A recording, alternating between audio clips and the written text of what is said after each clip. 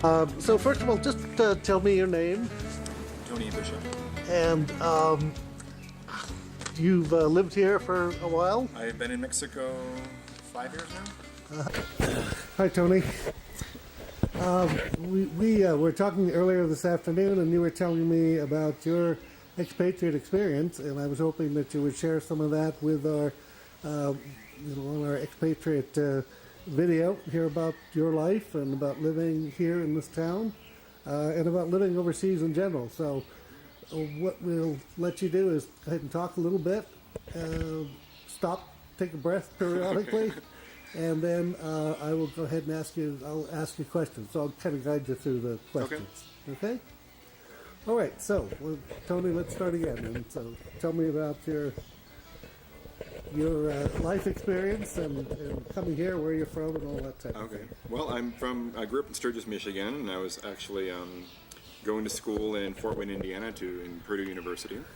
And I graduated in 2008, and I moved down to Mexico, to Puebla, in Cholula, outside of Puebla, to do my master's degree in international marketing. And that was in 2008, about the same time that the world economy kind of tanked. And the student loans that I supposedly had for my master's never came through. So I left my job. I was a sales manager at the Fort Wayne Philharmonic. So I'd left my job. I'd sold all my furniture, put a few things in storage in my parents' basement, rented out my house for a long-term lease, moved to Mexico, and halfway through my first semester, the loans never showed up, and I was kicked out of school. So there you were stranded in Guadalajara. in Puebla, in Cholula. Puebla. Yeah, in Cholula. And so I could, I had no job anymore. I had no house. I leased my house. And so I decided, with the economy the way it is, or the way it was, it still is, life's hard everywhere. So it can be hard either living in my parents' basement without a job, or I can live on the beach. So I moved to Playa del Carmen. And I lived in Playa del Carmen for 3.5 years. And I did everything there, sales manager at a hotel. I taught scuba diving. Have you had a background in scuba diving? Yes. My father's a scuba diving instructor as well. So I worked in scuba diving. I worked in hotels, did timeshares. Really, I just kind of bummed around the beach for a couple of years.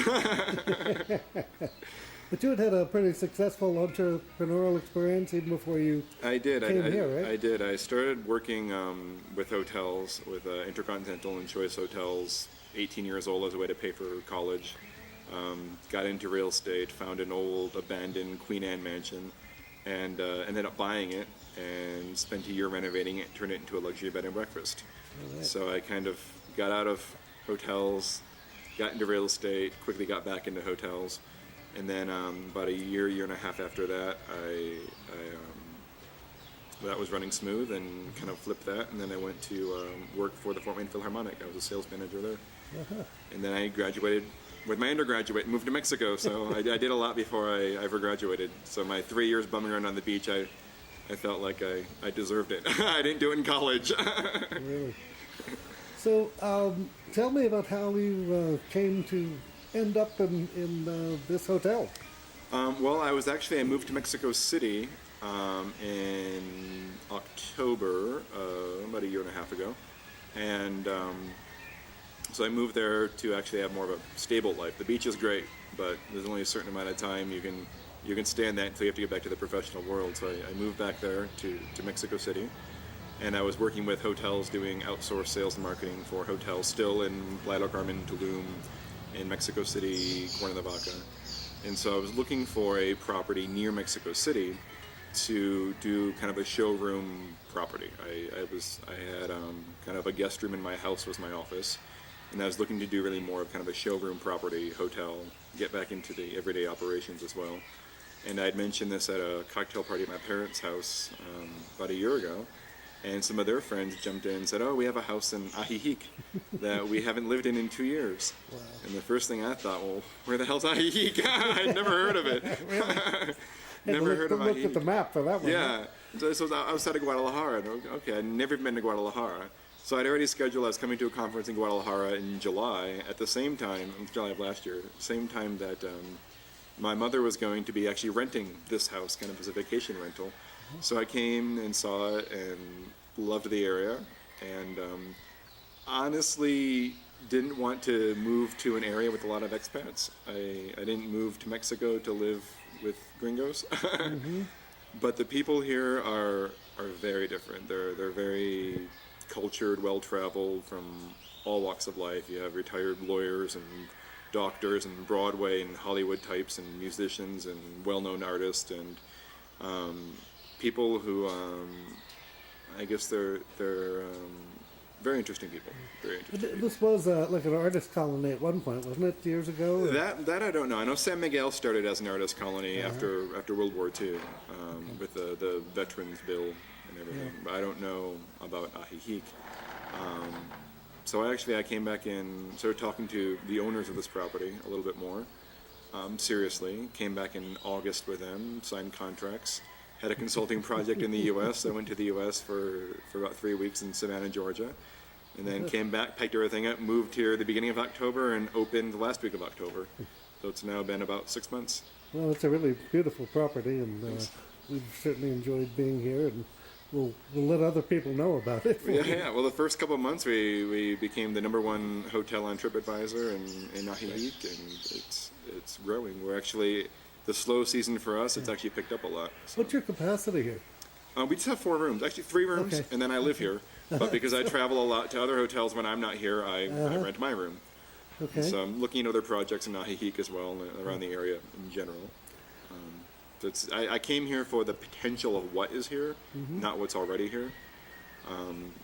Because of the economy, the downturn in the economy 5 years ago, Ajijic kind of became a place where people could live on Social Security. And it's affected it a lot, and as far as what kind of businesses you can do, people are very price sensitive. And we're doing a luxury product in an area that's very price sensitive. And we're not for everybody here, and I get that, and I don't expect to be. But I definitely am getting a lot of good feedback from real estate developers and from other businesses here, other gourmet restaurants.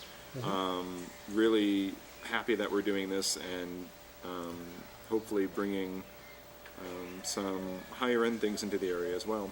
And the business is going pretty well. So. Oh yeah, the business is going great. I'm actually getting more and more Mexicans. We're doing more and more people from Guadalajara. Great. And the great thing is that especially retiree Americans eat much earlier, and Mexicans tend to eat later. So we get 2 turns.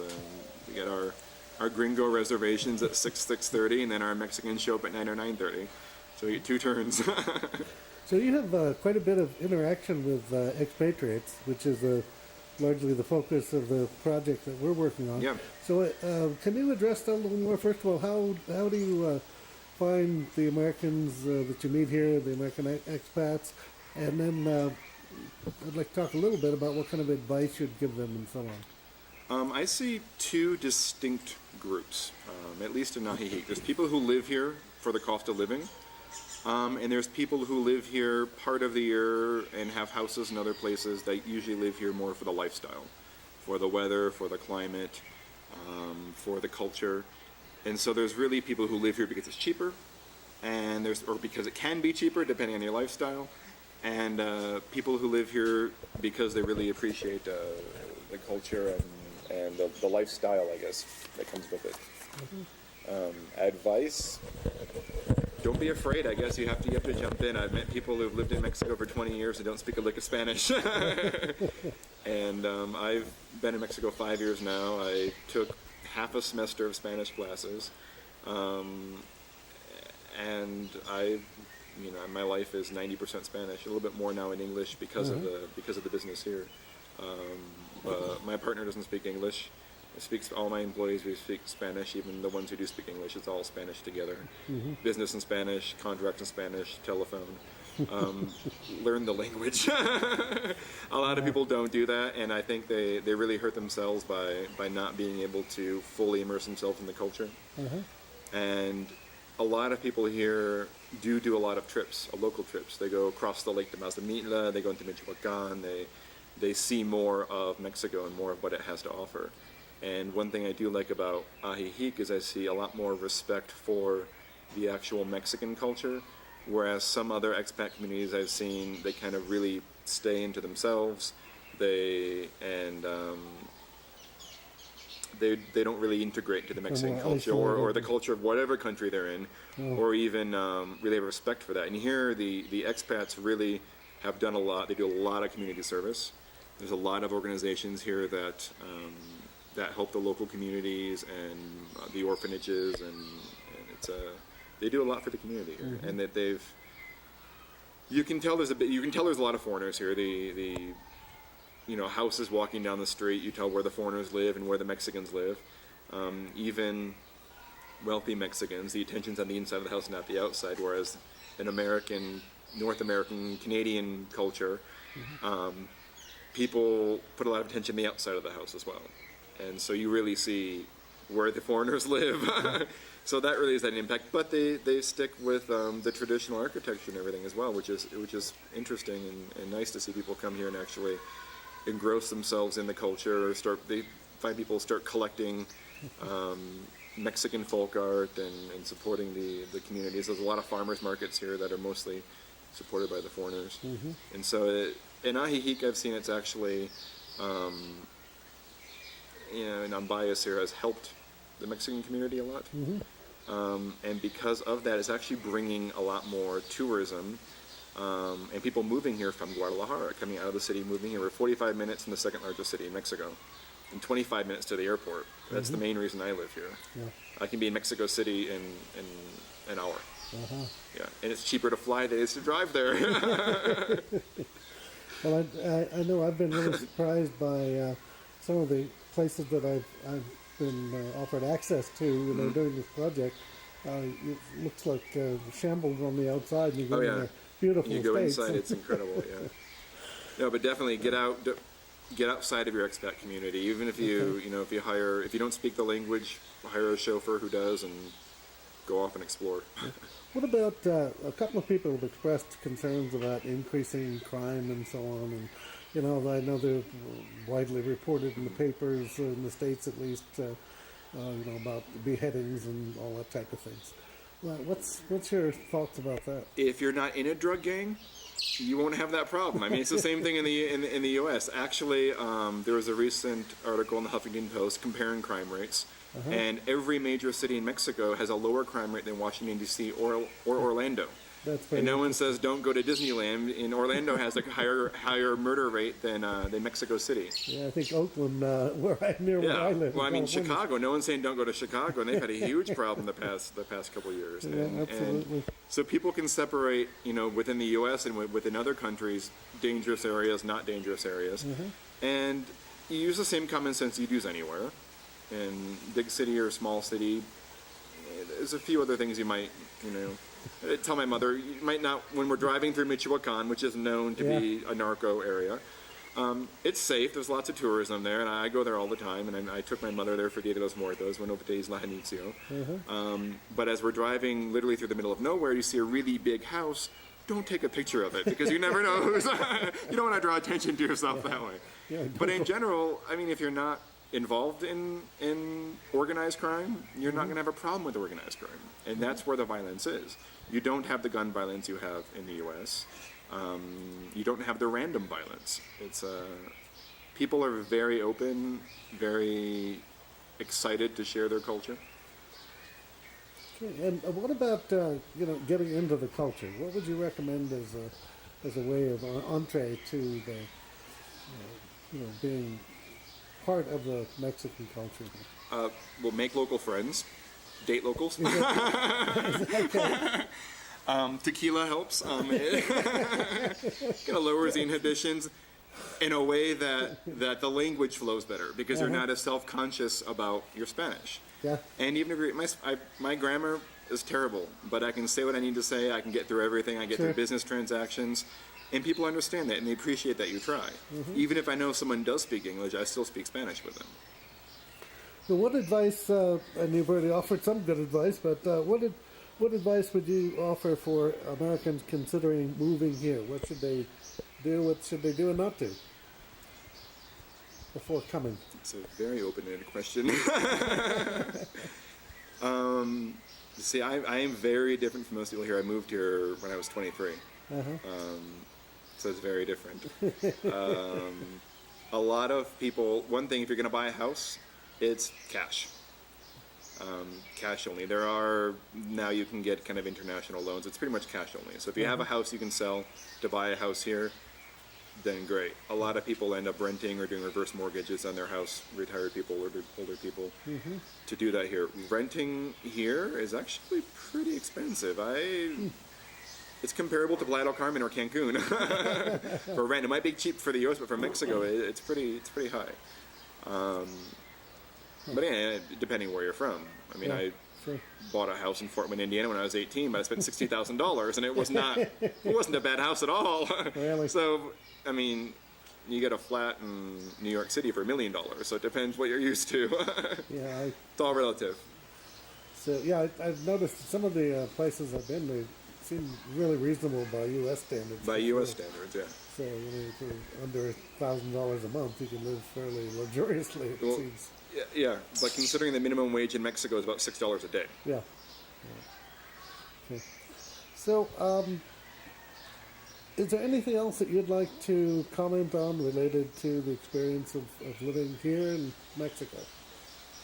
No, I love it. I don't see myself leaving here anytime soon. Okay.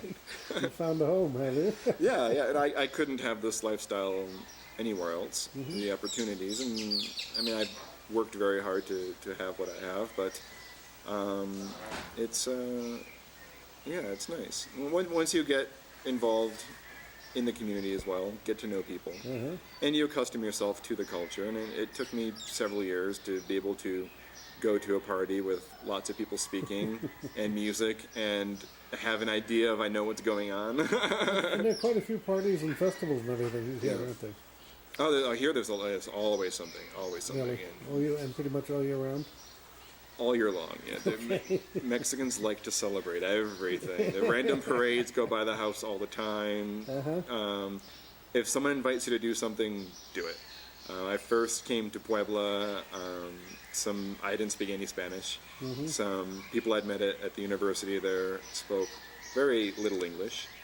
And what I got out of that was they were inviting me to go with them to Zacatecas, to a cabin their family had in the mountains. And I had my dog with me, actually, a little Maltese. Said, well, I have my dog with me. Oh, bring your dog with you. No idea where we were going. Maybe it was a little bit risky, but I felt comfortable. If you feel safe, trust your gut.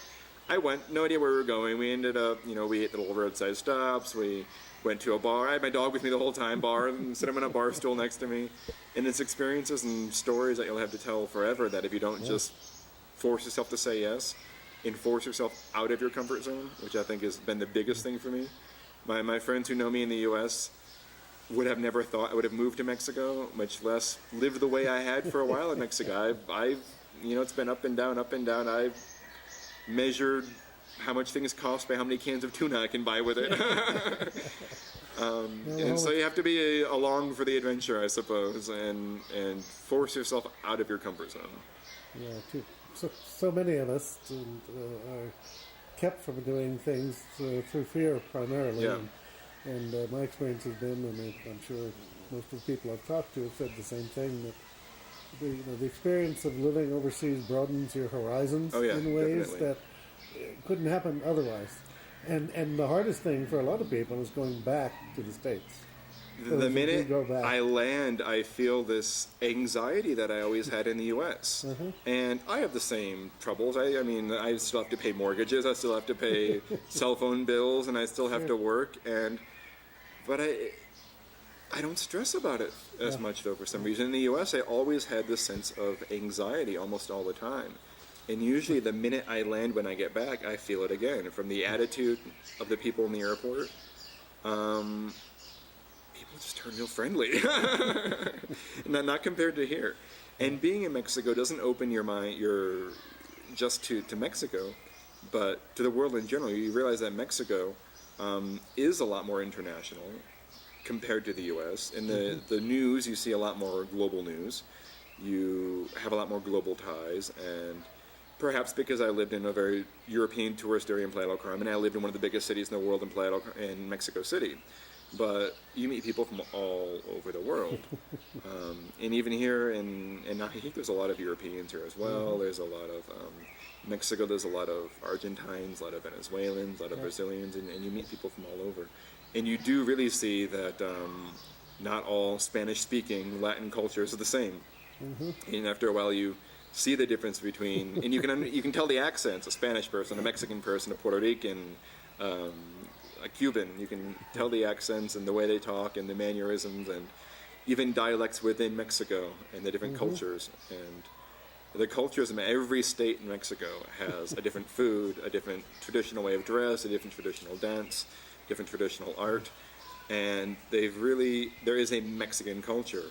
Whereas when you look at an American culture, it's kind of hard to pick out like what's a big American food. For example, there's a big food festival that they have in Mexico City that all the consulates and embassies put on every year. And you go literally from every country, and you have food from those countries. You go to the U.S. and I just want to see what they're going to have. They had hot dogs and blueberry cobbler. I have never been so embarrassed in my entire life. I was like, really? You're kind of... Oh, man. Yeah, there's some great Southern food in the U.S. I mean, that's what I think would be really culturally. Well, there's some great American. regional food, but people never get to taste it. Yeah. Well, Tony, I want to thank you so much for participating in our little project here, and also for creating such a nice environment for a place to stay. And it's a beautiful place and affordable, and hopefully we'll tell other people. For about the price of a Holiday Inn Express anywhere else, you get there you go. Get luxury in Mexico. All right, thanks again. Yeah, bye.